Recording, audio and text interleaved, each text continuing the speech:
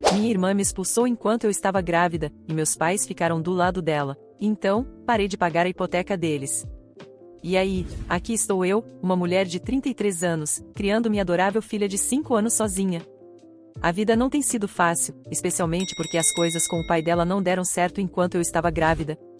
E mesmo depois que nossa filha nasceu, ele não foi fiel a mim. Isso doeu muito.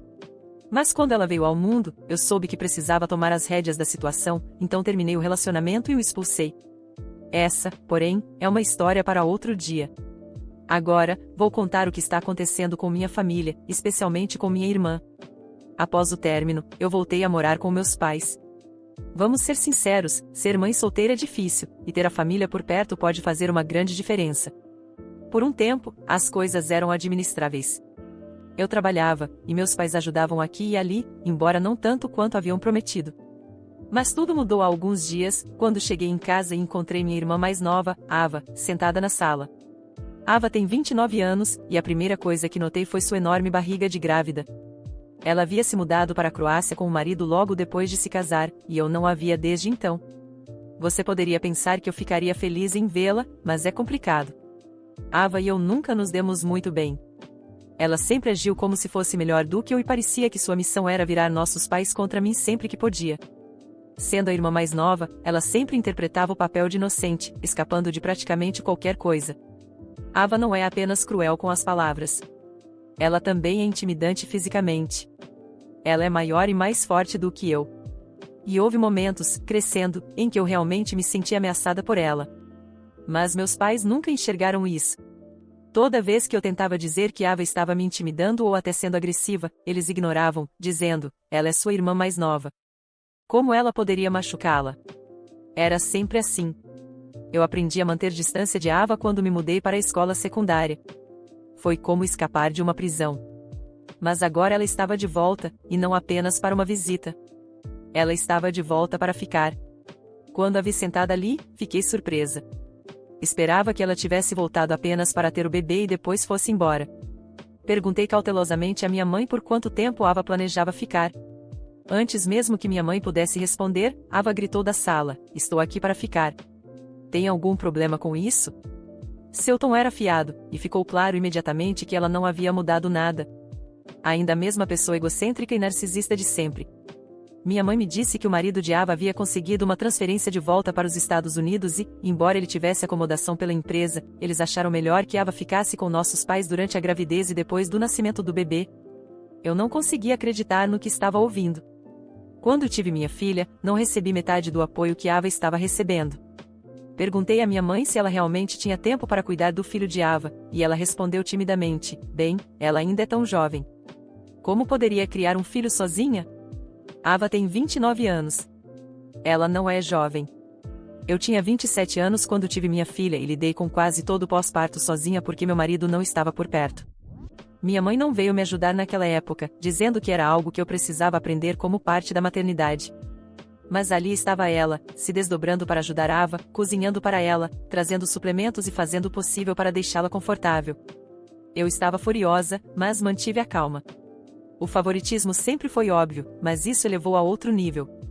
Durante anos, mantive distância de Ava por causa disso, e agora aqui estava eu, vivendo na mesma casa que ela novamente, mas desta vez não era só eu de quem precisava pensar. Era na minha filha também. Quando me separei do meu marido, aluguei um lugar para mim no início, mas meu pai insistiu para que eu me mudasse com eles. Ele disse que a casa era grande demais para apenas os dois e que poderiam ajudar com minha filha enquanto eu trabalhava. Parecia um acordo justo. Em vez de pagar aluguel pelo meu próprio lugar, eu poderia pagar a eles e economizar um pouco de dinheiro. Além disso, eu estava passando por muita coisa emocionalmente, gravidez, pós-parto, a infidelidade do meu marido. Então, aceitei a oferta deles. No começo, estava tudo bem. Eu pagava o aluguel e minha mãe concordou em cuidar da minha filha de vez em quando, embora não com a frequência prometida. A maior parte do tempo eu tive que contratar uma babá em tempo integral porque minha mãe dizia que não podia cuidar dela o tempo todo. Então, ela assumia o papel de supervisora, garantindo que a babá estivesse fazendo seu trabalho corretamente. Não era o ideal, mas eu era grata por tê-la por perto para manter um olho nas coisas. Mas agora, vendo como ela estava se desdobrando para Ava, fazendo tudo por ela, enquanto eu precisei contratar ajuda e cuidar de tudo sozinha durante minha gravidez, era difícil de suportar. Minha mãe mal me visitou quando eu estava grávida, mas para Ava, ela era praticamente sua enfermeira particular. Eu sabia que algo estava errado. Meus pais tinham concordado em deixar Ava morar com eles permanentemente, e eu não conseguia afastar a sensação de que estavam tramando algo. Nossa casa não era tão grande para acomodar todos confortavelmente. Eu sabia que não podia simplesmente me mudar por capricho. Eu pagava aluguel e contava com meus pais para ajudar a cuidar da minha filha.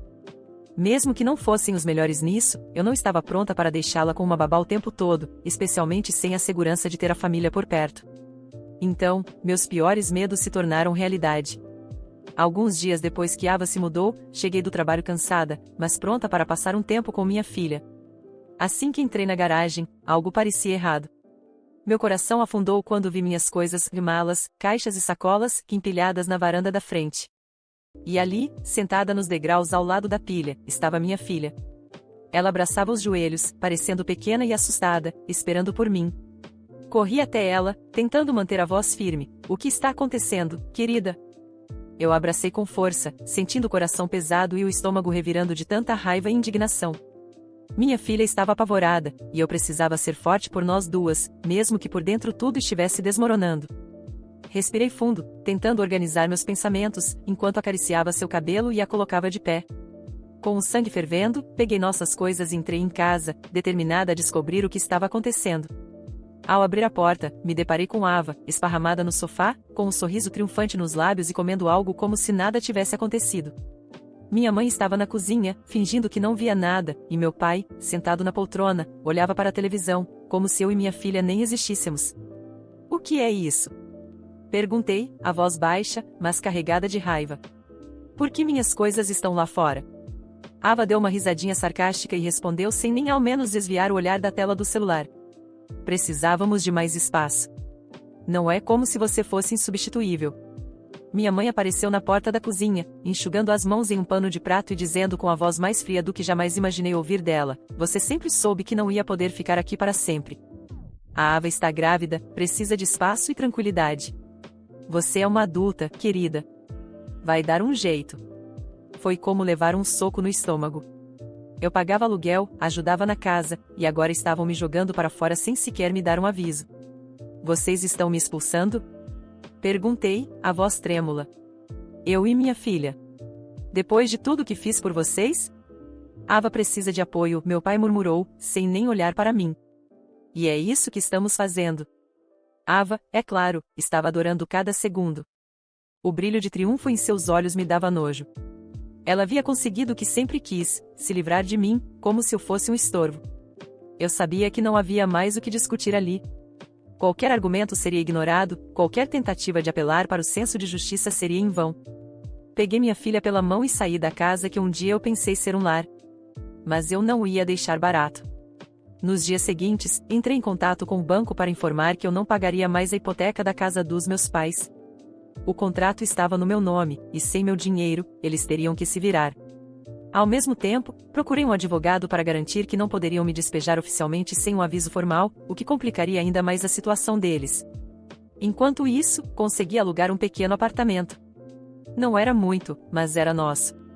E minha filha finalmente pôde dormir tranquila, sem o medo de ser expulsa da própria casa. Algumas semanas depois, o inevitável aconteceu. Meus pais receberam uma notificação de que a casa estava indo a leilão por falta de pagamento. Minha mãe me ligou, histérica, implorando para que eu reconsiderasse. Ela dizia que eu estava sendo cruel, que Ava não poderia passar por tanto estresse durante a gravidez. Estresse? Eu ri, amarga. E o que vocês fizeram comigo e com minha filha? Isso não importava? Ela ficou em silêncio por um momento, talvez finalmente entendendo a dimensão do que havia feito, mas era tarde demais. Eu estava decidida. Ava tentou entrar em contato também, mas eu ignorei cada mensagem, cada ligação. Eles estavam colhendo o que plantaram. No final, a casa foi vendida, e meus pais tiveram que se mudar para um pequeno apartamento. Ava e seu marido foram forçados a viver por conta própria, sem o luxo e o conforto que haviam esperado. Eu segui em frente. Consegui um emprego melhor, economizei e construí uma nova vida para mim e minha filha. Agora, éramos só nós duas, e era mais do que suficiente. E, toda vez que alguém da família tentava me culpar ou pedir ajuda, eu sorria e respondia calmamente. Vocês fizeram suas escolhas. Agora, vivam com elas. E foi assim que recuperei minha paz e mostrei para todos que ninguém pisa em mim e sai impune. Os meses passaram, e a cada dia eu sentia o peso da dor se dissolver enquanto eu reconstruía a minha vida. Meu apartamento não era grande, mas era aconchegante, acima de tudo, nós. Minha filha florescia naquele espaço seguro e cheio de amor. Sem a pressão da minha família, encontrei uma paz que jamais imaginaria existir. O silêncio era terapêutico, e a certeza de que ninguém podia mais me humilhar me dava forças. Aos poucos, voltei a sorrir de verdade. Encontrei um novo emprego, um que pagava melhor e oferecia a flexibilidade que eu precisava para cuidar da minha filha. Comecei a economizar e, em pouco tempo, troquei o pequeno apartamento por um mais espaçoso e em um bairro tranquilo, com uma boa escola para ela. Pela primeira vez em anos, eu tinha esperança no futuro. Eu estava em paz, mas sempre ouvia rumores da vida que meus pais e Ava levavam agora. Eles estavam no fundo do poço, e eu, honestamente, não tinha nenhuma pena. Depois que perderam a casa, meus pais se mudaram para um apartamento modesto em uma área não tão boa da cidade. A aposentadoria do meu pai mal cobria as contas, e minha mãe teve que arrumar um trabalho como caixa em uma farmácia para complementar a renda. A arrogância dela desapareceu rápido quando percebeu que precisaria lutar para sobreviver. Quanto a Ava, as coisas não ficaram melhores. Sem o luxo e a assistência que esperava, ela teve um choque de realidade. O marido dela não gostou nada de ter que sustentar tudo sozinho, e logo começaram a brigar constantemente. Ava achava que viver nos Estados Unidos novamente seria uma bênção, mas logo percebeu que as coisas não seriam tão fáceis. Sem a ajuda dos meus pais, ela teve que cuidar do bebê praticamente sozinha. E, sem surpresa alguma, seu marido, cansado das brigas e da pressão, acabou saindo de casa poucos meses depois do nascimento do bebê. Ela foi abandonada, exatamente como eu fui, mas a diferença é que ela nunca soube ser forte sozinha. Em vez de lutar, Ava afundou na autocomiseração, postando nas redes sociais sobre como a vida era injusta, como todos a abandonaram. Ela se afastou dos amigos e até bloqueou vários deles que tentaram lhe dar conselhos. Ao contrário de mim, ela não tinha força para recomeçar. Por um tempo, ela tentou pedir ajuda aos nossos pais, mas eles estavam atolados em dívidas e não tinham mais como bancar as extravagâncias dela. E, ironicamente, foi quando me procuraram. Minha mãe me ligou, com uma voz chorosa e desesperada, dizendo que Ava precisava de mim, que eu era a única que poderia ajudá-la. Por favor, querida. Ela está tão mal? Implorou minha mãe, com a voz embargada. Você não entende o que é ver um filho sofrer desse jeito. Ela precisa de apoio agora mais do que nunca. Eu respirei fundo, sentindo uma mistura de raiva e satisfação. Onde estava essa compaixão quando eu precisei? Onde estava essa preocupação quando fui jogada na rua com uma criança pequena? Não, eu respondi, com calma e firmeza. Vocês fizeram as escolhas de vocês, e agora precisam viver com elas. Minha mãe choramingou algo sobre família e perdão, mas eu desliguei antes de ouvir o resto. Eu não tinha mais espaço na minha vida para pessoas que só se importam quando estão desesperadas. Com o tempo, parei de receber ligações. Soube por alguns parentes distantes que Ava acabou se mudando para um abrigo com o bebê e que meus pais estavam vendendo móveis para pagar as dívidas. Eles não tinham mais a quem recorrer, pois queimaram todas as pontes com as pessoas que poderiam ter ajudado. Enquanto isso, eu prosperava. Meu trabalho ia de vento em popa, minha filha estava feliz e segura, e eu finalmente tinha tempo para cuidar de mim mesma.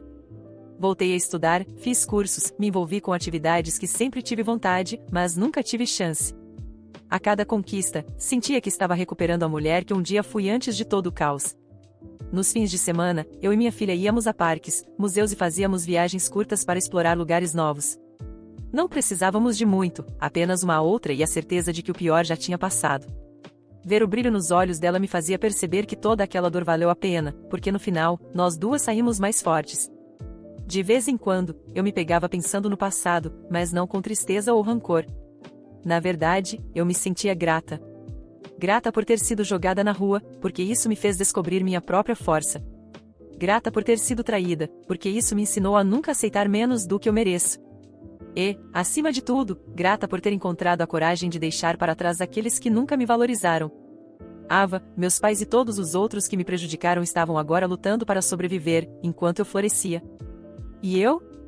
Eu não oferecia nem uma migalha de ajuda, nem mesmo um sinto muito educado. A vida tem uma maneira engraçada de dar o troco, e eu aprendi que a melhor vingança é viver bem e em paz. E assim, segui minha vida, cada dia mais feliz e mais leve, enquanto aqueles que tentaram me destruir lidavam com as consequências das próprias escolhas.